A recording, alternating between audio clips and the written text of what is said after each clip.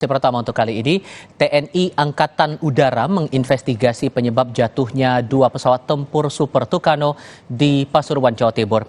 TNI AU mencari kotak hitam atau black box dari kedua pesawat tempur yang jatuh di sekitar lokasi. Tim investigasi TNI Angkatan Udara dibantu polisi mencoba menggeser badan pesawat tempur Super Tucano yang tertancap di tebing tanpa menggunakan alat berat.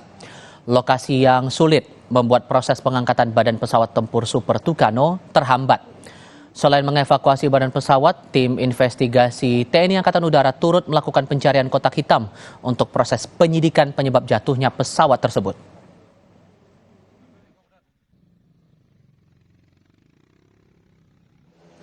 Banyak mendalami atau memberikan pelatihan mengenai informasi.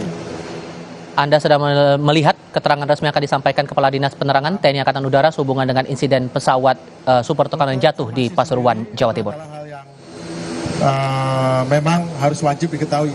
Sejak dari latih dasar, kami para penerbang Angkatan Udara memang sudah dilatih untuk formasi. Jadi tanpa itu ya mungkin ya tidak bisa melaksanakan tugas. Mohon maaf, tidak tunggu sebentar.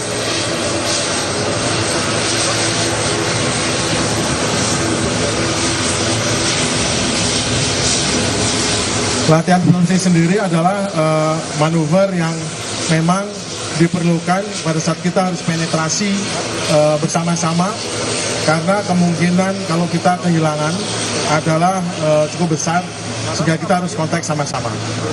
Jadi memang formasi itu adalah bagian dari kami. Untuk kedepannya mengenai pesawat Tucano, tentu pesawat Tucano akan sementara tidak terbakar sampai data awal apakah ada hal teknis terkait dari kecelakaan ini. Bila data teknis bisa tidak karena data teknis, maka tentu akan terbang lagi. Super Tucano adalah salah satu daripada pesawat Angkatan Udara yang tingkat kesiapannya sangat tinggi. Pesawat ini cukup baik dirawat dan cukup cadangnya cukup bagus sehingga tidak ada masalah dengan pesawat Super Tucano. Pesawat ini sangat handal, sangat mumpuni dan andalan kita dalam banyak misi. Mungkin ada lagi yang bertanya? Silakan, Pak. Bapak izin, silakan. Saya Iwan dari CNN. Pak, kalau melihat dari kronologi yang pernah Bapak sebutkan, kalau pernah melihat kronologi yang tadi Bapak sebutkan juga dan kemarin juga disebutkan, itu ada pesawat formasi kemudian masuk ke awan dan kemudian pesawat jatuh. Apakah ada kemungkinan, ini dugaan awal aja, apakah ada kemungkinan dua pesawat itu bertabrakan di udara baru kemudian terjatuh? Itu aja, Pak. Terima kasih. Saya tidak berani menjawab mengenai soal tabrakan ya, tapi menurut pengamatan saya kalau dua LET-nya itu menyala dalam waktu yang tidak bersamaan, artinya kemungkinan besar itu tidak tabrakan. Kalau tabrakan mesti kan ada ribut di udara kan, karena masih ada waktu untuk sampai menghantam bawah, tapi ini tidak ada. Jadi, tapi saya tidak bisa ngambil kesimpulan dengan pasti karena kita lihat aja, karena flight data recorder yang dua kan belum didapat, masih belum bisa belum dibuka masih.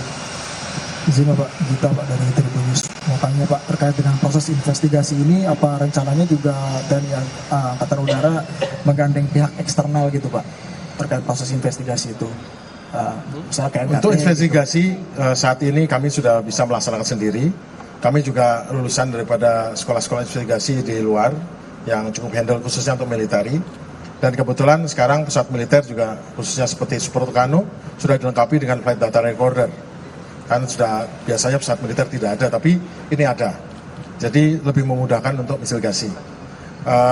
Tentu kita akan gunakan bantuan luar bila kita kesulitan untuk mengungkap, tetapi mestinya kami sementara masih bisa untuk melaksanakan investigasi sendiri.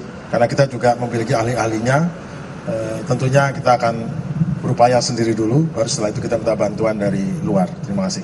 Ini Pak, kemudian Pak soal proses investigasi itu kan ini banyak beredar video-video yang sebelum kejadian itu Pak, yang di masyarakat. Apakah itu nanti juga menjadi bagian dari investigasi Pak?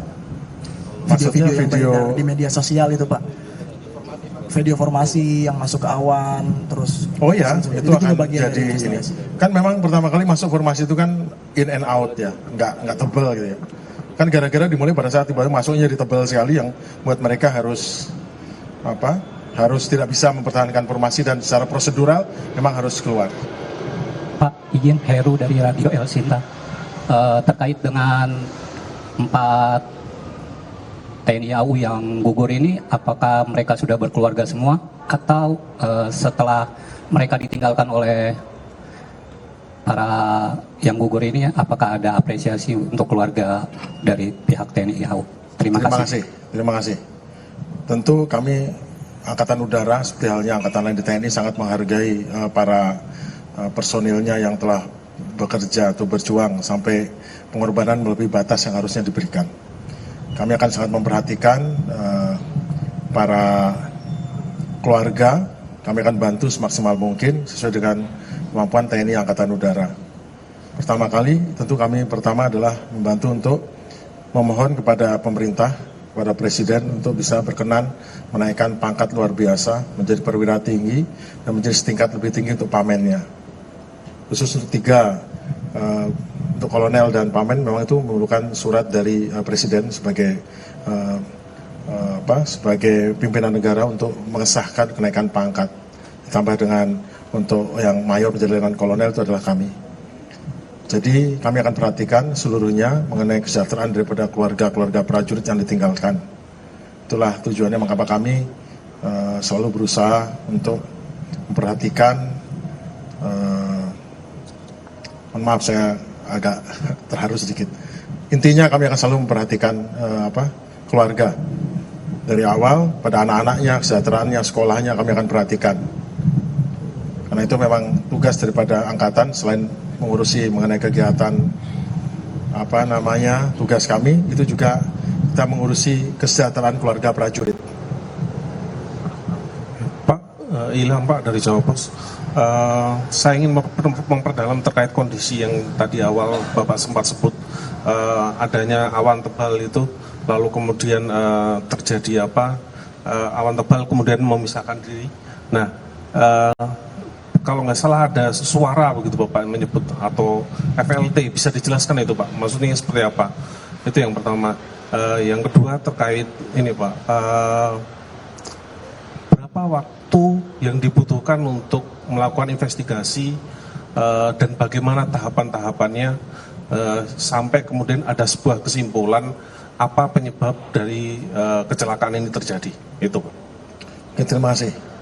Emergency locator transmitter adalah suatu alat otomatis yang akan menyala bila pesawat tiba-tiba mengalami sesuatu sehingga dia tidak berfungsi. Fungsi-fungsi di dalam pesawat itu meliputi fungsi elektronik, fungsi-fungsi mesin, segala macam. Tiba-tiba brek tidak ada fungsi, dia akan menyala seketika. Dan tujuannya memang untuk memberikan informasi kepada pencari atau kepada pihak-pihak yang bertanggung jawab untuk pencarian dan pertolongan untuk tahu lokasinya di mana. Itu emergency locator transmitter yang akan membroadcast ping ataupun